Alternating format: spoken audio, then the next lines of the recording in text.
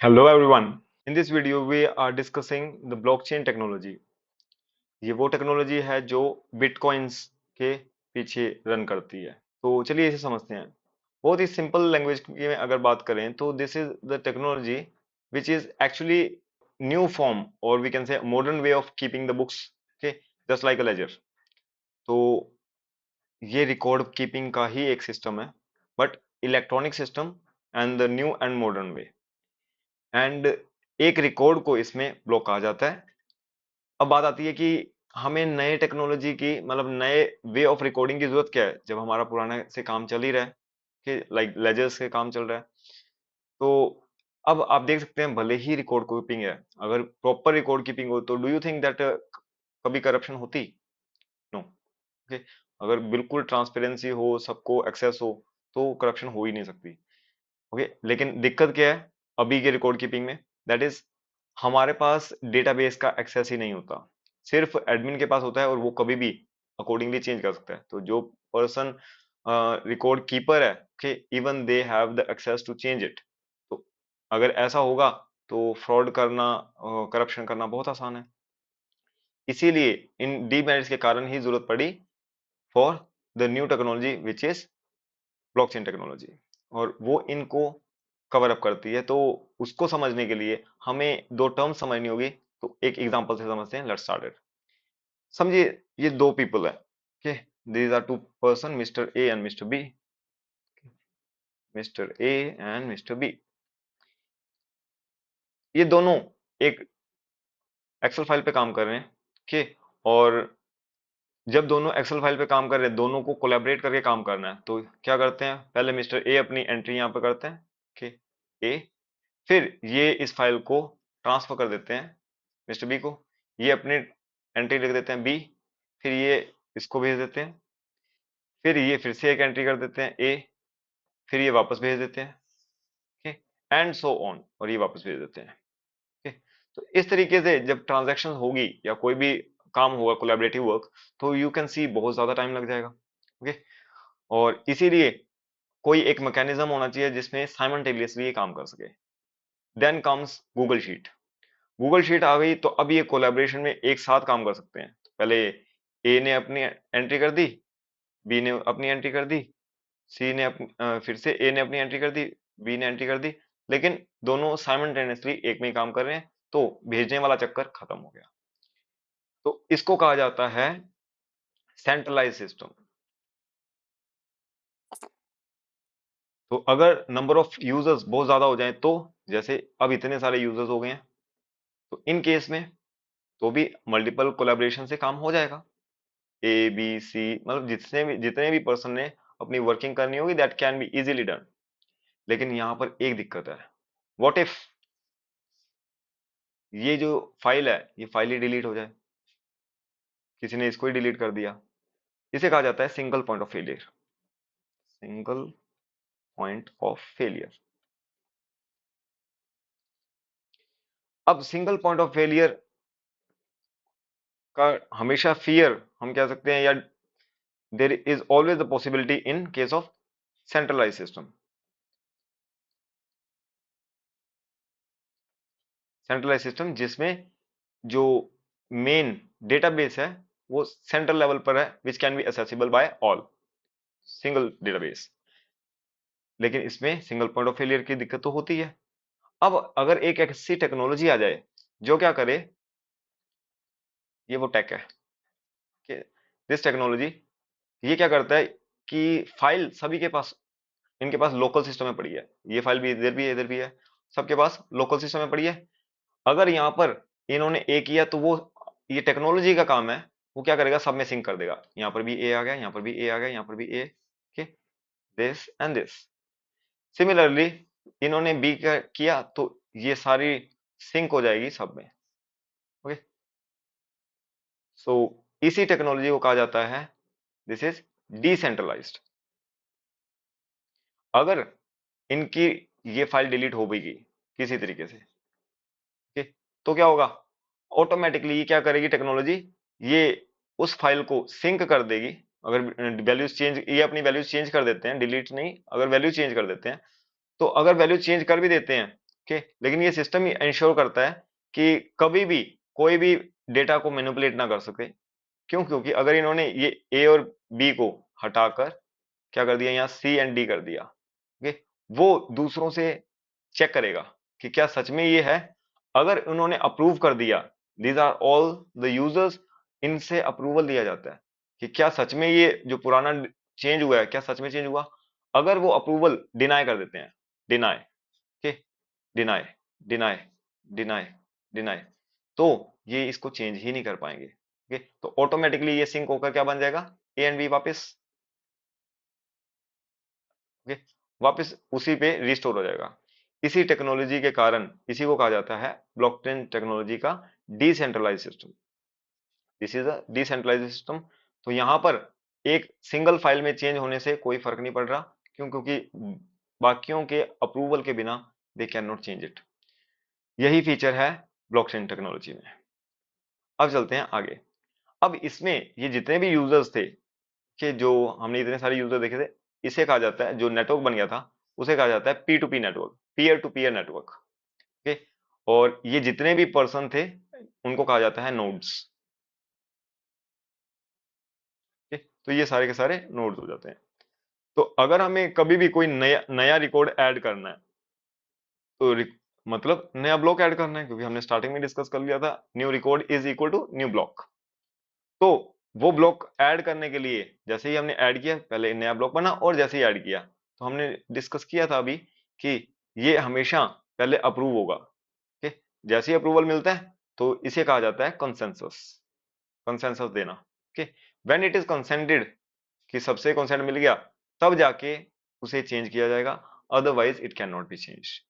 तो अगर हम बात करें इस टेक्नोलॉजी में फीचर क्या है, one feature is decentralised and another one is it is very difficult to change.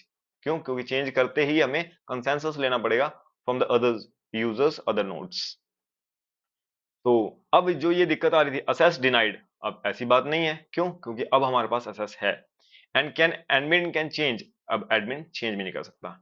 इसीलिए अब डिसेंट्रलाइज हो गया एंड डिफिकल्ट टू चेंज हो गया, इसलिए हमारा ऐसी टेक्नोलॉजी में ट्रस्ट फैक्टर बहुत ज्यादा हाई हो गया, ओके। एंड इसीलिए ये एक नई टेक्नोलॉजी विच इज ब्लॉकचेन का जो कॉन्सेप्ट है वो 1991 में ही इंट्रोड्यूस हो गया था, ओके। लेकिन एक्चुअल में ये इंप्लीमेंट जो किया गया that is in 2009 by an anonymous person के, जो कि डेवलपर थे, जिनका नाम सातोशी नाकामोटो था, कि उन्होंने बिटकॉइन को इसी ब्लॉकचेन टेक्नोलॉजी के से बनाया, ओके। और आज तक इनकी रियल आइडेंटिटी किसी को नहीं पता। और अब बात करते हैं ये जो चेन ऑफ ब्लॉक्स है, कि इनमें होता क्या है, chain of block of data, कि क्या ये ब्लॉक क्या चीज होती है और इसका इंटरनल स्ट्रक्चर कैसा होता है। तो हर ब्लॉक में तीन चीजें होती है, one is data, another is hash and hash of previous block. अब एग्जांपल से समझते हैं इसे। डेटा में क्या चीज है, data stored in a block depends on the type of blockchain.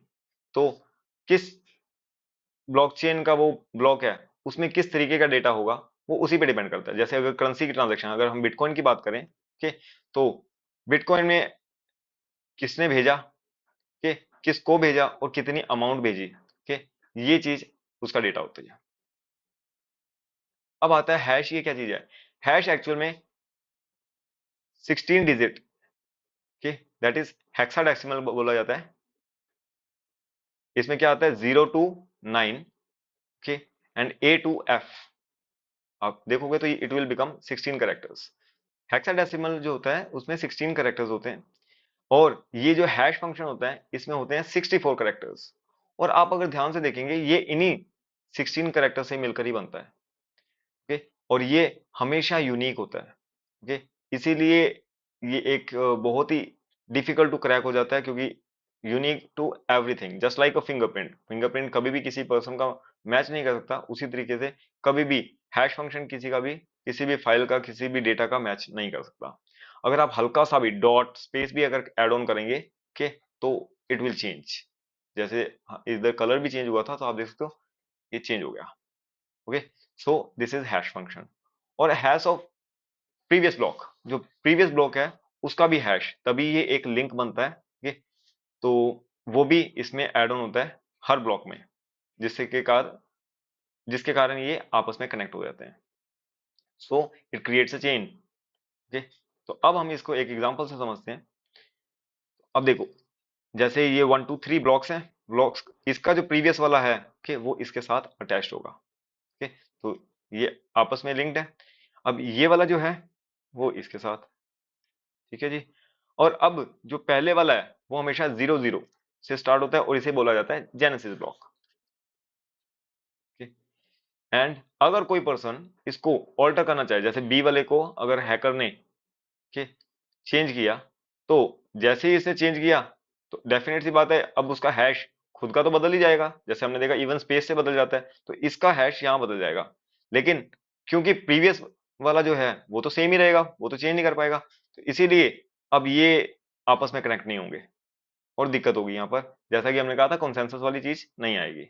Okay, तो इसीलिए it can not be change. अब कहोगे तो अगर चेंज करना है तो क्यों ना हम सारे के सारे ब्लॉक्स को चेंज कर दें। ये बहुत ही मुश्किल है। जैसे अगर हम बिटकॉइन की बात करें तो वो जो ब्लॉकचेन है जिसपे बिटकॉइन रन हो रही है, ओके, उसमें millions and millions of nodes हैं और एक नोड के हैश को चेंज करने में 10 मिनट्स का टाइम लग जाता है। 10 मिनट में ये चेंज करेंगे तो अगर सारों का चेंज करना पड़े तो ये अराउंड 200 साल का टाइम लेगा, तो which is near to impossible, हो ही नहीं सकता। ओके, इसीलिए ये इतनी सिक्योर टेक्नोलॉजी है।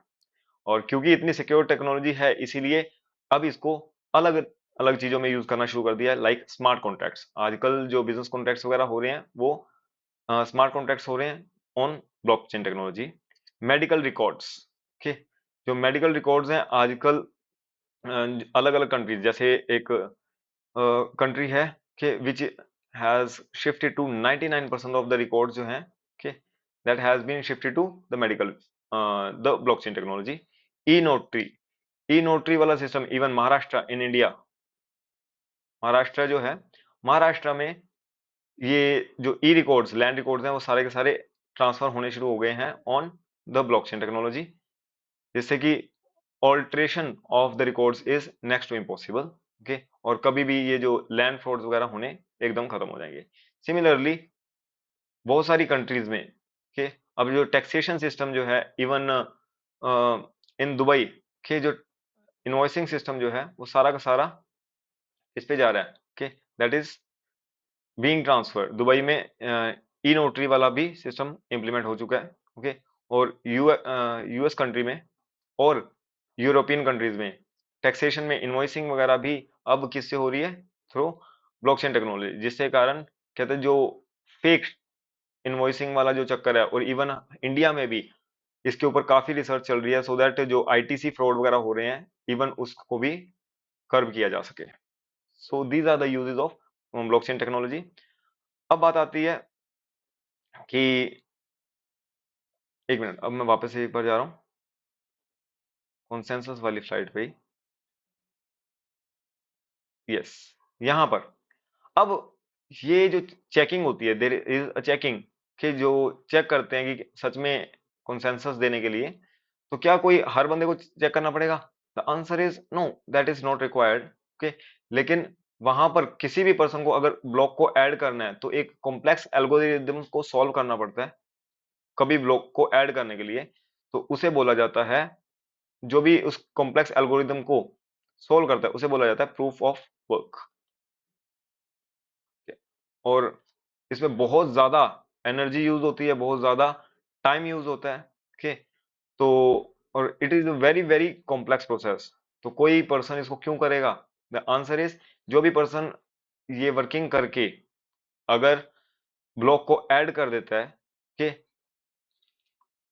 तो उसको मिलता है रिवॉर्ड के इन टर्म्स ऑफ 12.5 बिटकॉइंस। और कहने का मतलब उसकी पूरी लाइफ टाइम लाइफ सेट हो जाती है, इतना पैसा उसको मिल जाएगा अगर वो ये चीज कर देता है तो।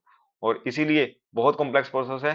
People who are doing these things are known as miners. अब हम आगे चलते हैं। Let's get to a example. Let's suppose चार दोस्त डिनर कर रहे थे और उन्होंने कंट्री में, ठीक है, ये बिल को डिवाइड करने का सोचा। एक ने, जो फिल है, फिल ने जैक को पैसे ट्रांसफर कर दिए क्योंकि जैक ने ही सारी की सारी पेमेंट की थी। टेड और सैम ने जब पेमेंट करने की कोशिश करी वो फेल हो गई because the bank was down. अब वापस एग्जाम्पल पे चलते हैं, अगर वो बिटकॉइन से इसी चीज को करें तो फिल ने ट्रांसफर किए 2 बिटकॉइन, सबने 2-2 बिटकॉइन ट्रांसफर करने हैं। वैसे बहुत ही हाइपोथेटिकल एग्जांपल है, क्यों, ऐसा कौन सा डिनर होता है जो इतना महंगा है। ठीक है, तो अगर आप देखो बिटकॉइन बहुत ज्यादा महंगा है, वी कैन से इन लैक्स। ठीक है, तो अभी अगर फिल ने ट्रांसफर करने हैं 2 बिटकॉइंस, जो कि अभी स्टार्टिंग में इनके पास 3-3 बिटकॉइंस हैं एंड जैक के पास 5 बिटकॉइंस, तो फर्स्ट ट्रांजैक्शन के बाद फिल ने जब 2 ट्रांसफर कर दिए तो ये परमानेंटली ब्लॉक में आ जाएगा इंफॉर्मेशन, और साथ में बाकियों का जो बैलेंस है वो भी आएगा। जैसे जैक के पास, अब जैसे ट्रांसफर करने के बाद जैक के पास कितने हो गए, जब इन्होंने ट्रांसफर किया तो जैक के पास हो गए 7 क्योंकि पहले 5 थे, और फिल के पास हो गया 1 के 3 में से 2 माइनस हो गए 1, बाकियों के पास अभी भी 3-3 है। फिर जब टेड ने कर दिया तो टेड का भी सॉरी सैम ने कर दिया तो सैम का भी रिड्यूस हो गया बाय 2 और टेड का भी सेम है। जब उसने भी टेड ने भी कर दिया तो सबके बाय 2 रिड्यूस हो गए और जैक का इंक्रीज हो गया। एंड ये सारे क्योंकि आपस में लिंक होते हैं through previous hash as you already know. Okay, तो अब इसे कहा जाता है ledger. This whole information is known as ledger, just like our records, जो हमारे अकाउंटिंग रिकॉर्ड्स होते हैं। अब ये क्योंकि सभी के पास इनकी एक कॉपी होती है इसीलिए इसे बोला जाता है पब्लिक डिस्ट्रीब्यूटेड लेजर। एंड अब अगर फिल 2 बिटकॉइंस और ट्रांसफर करने की कोशिश करता है, उसके पास है ऑलरेडी एक ही, और 2 जैसे ही जैक को ट्रांसफर करने की कोशिश करता है तो can he be able to do, the answer is absolutely no. क्यों, क्योंकि टेड और सैम उसको फ्लैग कर देंगे, उसको रिजेक्ट कर देंगे। क्यों, क्योंकि वो क्या बोलेंगे, इसके पास तो ऑलरेडी पैसे ही नहीं है, उसके पास बिटकॉइन 2 होने चाहिए ना ट्रांसफर करने के लिए, but he already has only 1, that is why they he can not enter into that transaction. So ये ट्रांजैक्शन फ्लैग हो जाएगी और ट्रांजैक्शन पूरी नहीं होगी, ट्रांजैक्शन इज इनवैलिड। ओके, इसीलिए hacker will not be able to alter the data in blockchain. क्यों, क्योंकि each user has a copy of the ledger and data within the blocks are encrypted by very complex algorithm. Okay, और that is known as encryption, उसके ऊपर एक अलग video आ चुका है। Okay, अब all of this made possible with the help of blockchain technology. And अगर हम इसे सम अप करें तो it is a collection of records linked with each other, strongly resistant to alteration, protected by cryptography which is encryption, जो कि हम एक अगली वीडियो में अलग से डिस्कस करेंगे। That's all for this video, thank you.